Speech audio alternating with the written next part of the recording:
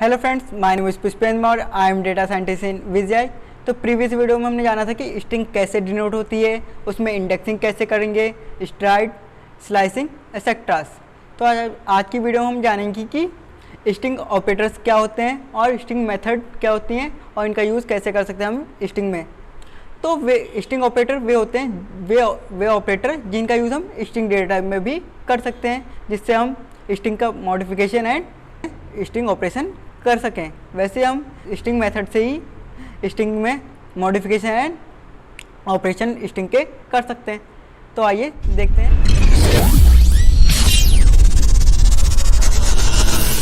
तो सबसे पहले हम करेंगे ऑपरेटर का यूज़। तो जैसे हम a इक्वल टू हेलो लिखते हैं, hello, then b equal to world, then a plus b। दो मैं इसको रन कर रहा हूँ तो हेलो वर्ल्ड मेरा एक साथ आ चुका है। तो जो हम प्लस ऑपरेटर का यूज़ अगर स्ट्रिंग में करेंगे तो इस ऑपरेशन को कहेंगे हम कॉनकैटिनेशन। सेकंड वन हम मल्टीप्लाई का यूज़ भी कर सकते हैं एज अ स्ट्रिंग में। जैसे a इक्वल टू मैं रूप ले लूँ, रूप, देन मैं इसमें मल्टीप्लाई ऑपरेटर का यूज़ करता हूँ 5। तो जो मेरा रूप था वो 5 टाइम्स आ गया, यानी कि जो रूप स्ट्रिंग थी वो मेरी 5 टाइम आ गई है। अब इसमें हम इक्वल टू का भी यूज़ कर सकते हैं, यानी कि कंपैरिजन ऑपरेटर। जैसे a इक्वल टू मैं हेलो लिखता हूँ, hello, then b equal to hello, then मैं a इक्वल टू b। तो मैं इसको रन कर रहा हूँ तो आउटपुट आ रहा है मेरा true. Second one is not equal. जैसे हम a equal hello, then b equal world, then a not equal b। तो ये ट्रू दे रहा है, यानी कि जो हेलो है वो b के बराबर नहीं है। ऐसा ही हमने स्टेटमेंट लगाया हुआ, यानी कि नॉट इक्वल। अब हम मेथड्स देखते हैं कि स्ट्रिंग मेथड्स कैसे यूज़ होती हैं इन स्ट्रिंग डेटा टाइप। तो सबसे पहले हम अपर मेथड की बात करते हैं। जैसे a इक्वल मैं मान लेता हूँ हेलो, और जिसमें मैं a डॉट अपर मेथड का यूज़ करता हूँ, अपर। तो इसको रन करता हूँ तो जो हेलो मैंने स्मॉल लेटर में लिखा था वो पूरा का पूरा कन्वर्ट हो गया हमारा अपर केस में या कैपिटल लेटर्स में लोअर। जैसे हम a equal to world, then a dot lower, then run करते हैं तो जो हमने वर्ल्ड को कैपिटल लेटर्स में लिखा था अब वो कन्वर्ट हो गया हमारा स्मॉल लेटर या लोअर केस में। Third one is capitalize. जैसे a इक्वल टू हम कोई सेंटेंस लिखते हैं, जैसे माई नेम इज, इतना हमने सेंटेंस लिखा है, then a dot capitalize method का यूज़ करके हम जो माई था हमारा उसमें जो एम था हमारा वो कैपिटल हो गया है। जैसे हमें स्कूल में इंग्लिश लिखते टाइम सिखाया जाता है कि जो हम कोई भी सेंटेंस लिखें तो उसमें हम जो पहला वर्ड लिखें उसका जो पहला अल्फ़ाबेट को हमेशा हमें कैपिटल लेटर में लिखना चाहिए। तो ऐसे हम स्ट्रिंग में भी कैपिटलाइज मेथड का यूज़ करके हम अपनी स्ट्रिंग के पहले अल्फ़ाबेट को कैपिटल कर सकते हैं। Second one is find method. Find का मतलब होता है खोजना। तो जैसे हम a इक्वल टू हेलो लेते हैं, then a dot find method का यूज़ करते हैं, फाइंड, देन मैं इसमें लिखता हूँ h। तो आउटपुट आ रहा है मेरे 0, इंडेक्स नंबर 0 आ रहा है, यानी कि जो h है वो मेरा एग्जिस्ट करता है इंडेक्स नंबर 0 पे। अगर सेकंड केस में हम जैसे a डॉट फाइंड t करता हूँ तो ये दे रहा है -1, यानी कि अगर हमारी स्ट्रिंग में कोई ऐसा कैरेक्टर हम फाइंड मेथड में दे देते हैं जो हमारी स्ट्रिंग में एग्जिस्ट ही नहीं करता है तो हमेशा फाइंड मेथड उसमें हमेशा -1 ही आउटपुट देगा। Second one is replace method. जैसे हम a इक्वल टू रूप लेते हैं, देन इसमें हम रिप्लेस मेथड का यूज़ करते हैं, रिप्लेस तो मैं जो आर है मेरा उसको रिप्लेस करना चाहता हूँ मैं एस से। तो जो मेरा रूप था वो सूप बन गया, यानी कि जो आर लेटर था मेरा एस लेटर से रिप्लेस हो गया है। एक और एग्जांपल, जैसे हमारा रूप में 2 ओ हैं, मैं चाह रहा हूँ कि पहला ओ हम रिप्लेस हो जाए और जो दूसरा है वो ओ का ओ ही रहे। तो जैसे हम ए डॉट रिप्लेस मेथड का यूज़ करके ओ कॉमा टी से करते हैं। तो ऐसा कर रहा हूँ तो मेरा जो दोनों ओ थे वो रिप्लेस हो जा रहे हैं, यानी कि मैं, लेकिन हमने क्या कहा था कि हमें एक करना है, तो इसके लिए हम ऐसा कर सकते हैं कि टी के बाद कॉमा 1, तो इससे ये हमारा एक ही ओ है वो रिप्लेस होगा। तो हम रिप्लेस मेथड का यूज़ ऐसे भी कर सकते हैं। Second one is split method. जैसे ए इक्वल टू, मैं अपना नाम लिख देता हूँ पुष्पेंद्र, देन मौर्य, देन मैं स्प्लिट मेथड का यूज़ करता हूँ a dot split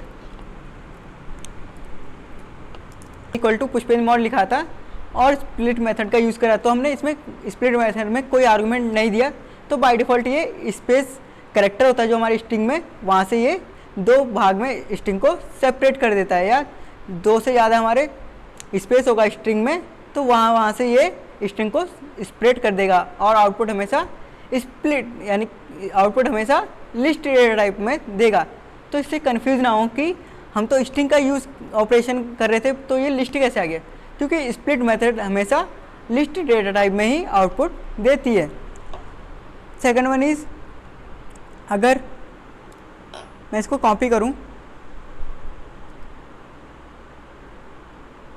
then we, तो मैं इसमें इस बार आर्गुमेंट भी देता हूं स्पेस, तब भी पुष्पेंद्र मौर्य, यानी कि हम स्प्लिट मेथड में अगर कोई कहीं से भी स्प्लिट करने का अगर नहीं देंगे, आर्गुमेंट ही नहीं देंगे, तो हमेशा ये बाय डिफ़ॉल्ट स्पेस कैरेक्टर से ही स्प्लिट करेगा। एनीथिंग एल्स जब हम चाहें वो कैरेक्टर देके वहाँ से भी स्प्लिट करा सकते हैं। Second one is count. जैसे मैं ए इक्वल टू हेलो लेता हूँ, then a dot count method का यूज़ करता हूँ और इसमें कहता हूँ मैं जो एल कैरेक्टर है उसको काउंट करो। तो ये बता रहा है कि हेलो में जो एल कैरेक्टर है वो हमारा 2 टाइम्स रिपीट हुआ है। Second one is index method.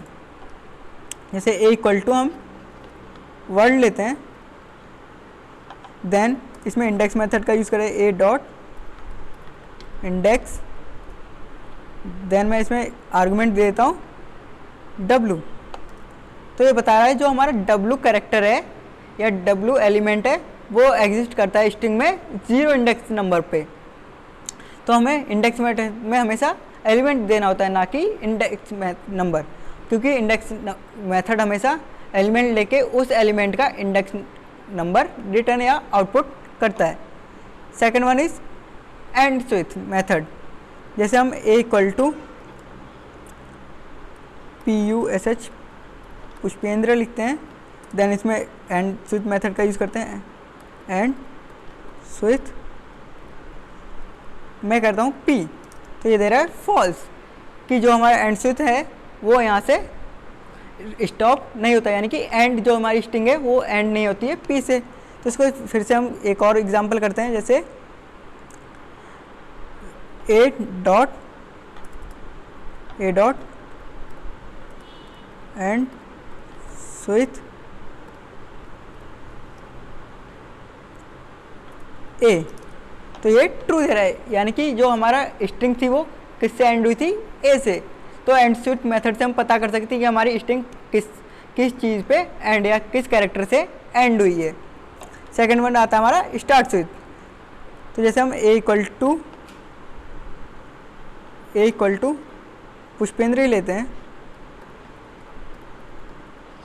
Then मैं स्टार्ट स्विच मेथड का यूज़ करता हूँ स्टार्ट स्विच P, तो ये बता रहा है ट्रू, यानी कि जो पुष्पेंद्र स्ट्रिंग है वो स्टार्ट हुई है किस कैरेक्टर से, P कैरेक्टर से। अब आता है हमारा एक इज न्यूमेरिक मेथड। जैसे मैं ए इक्वल टू स्ट्रिंग में 1 लिख दूँ, देन मैं कहूँ ए इज न्यूमेरिक और इसमें वो रन करता हूँ, तो बता रहा है ट्रू, क्योंकि स्ट्रिंग में हम 1 को भी स्ट्रिंग में लिख सकते हैं। तो इससे हम चेक कर रहे हैं कि जो स्ट्रिंग है वो हमारी न्यूमेरिक है या नहीं। तो ये बताया ट्रू, यानी कि जो हमारी स्ट्रिंग है वो एक न्यूमेरिक है। सेकंड आता है इज़ अपर। जैसे मैं a equal to hello then a dot is upper, तो ये बताया ट्रू, क्योंकि जो हमने हेलो लिखा है वो पूरा कैपिटल लेटर या अपर केस में लिखा है। तो इससे हम इस अपर मेथड से हम चेक कर सकते हैं कि जो हमारी स्ट्रिंग है वो कैपिटल लेटर में है या नहीं। सेकंड आता है हमारा इज लोअर। जैसे मैं ए इक्वल टू वर्ड लिखता हूँ और फिर इसमें ए इज लोअर मेथड का यूज़ करता हूँ, तो ये आउटपुट दे रहा है ट्रू कि जो हमारा वर्ड है वो पूरा का पूरा लोअर केस में लिखा हुआ है। तो इस लोअर से हम चेक कर रहे हैं कि जो हमारी स्ट्रिंग है वो लोअर केस है या नहीं। सेकंड आता है हमारे जॉइन मेथड, जिसमें हम ए इक्वल टू वर्ड लेते हैं, देन इसमें जॉइन मेथड का यूज़ करते हैं, ए डॉट जॉइन, देन इसमें मैं लिखता हूँ पी एम। तो जो मेरा पी वर्ड है वो वर्ल्ड के आगे लग गया और जो एम वर्ड है वो मेरा लग गया है वर्ल्ड के लास्ट में। तो हमने जॉइन कर दिया, यानी कि जो पी एम है उसको जॉइन करा है वर्ल्ड के साथ। अब आता है हमारा इज स्पेस। जैसे ए इक्वल टू हम स्पेस दे देते हैं और हम चेक करते हैं इस स्पेस मेथड से कि इसमें स्पेस है या नहीं। तो ये बता रहा है कि स्ट्रिंग भी में जो स्पेस कैरेक्टर है उसको भी हम चेक कर सकते हैं इस स्पेस मेथड से। तो ये बता रहा है ट्रू। जैसे अगर हम एक और एग्जांपल लें, a equal to h then a dot is space, तो फॉल्स बता रहा है, यानी कि जो स्ट्रिंग है उसमें हमारा स्पेस कैरेक्टर नहीं है। आपको ये मेरी वीडियो पसंद आई हो तो लाइक शेयर एंड सब्सक्राइब करें। तो मिलते हैं नेक्स्ट वीडियो में। Thank you.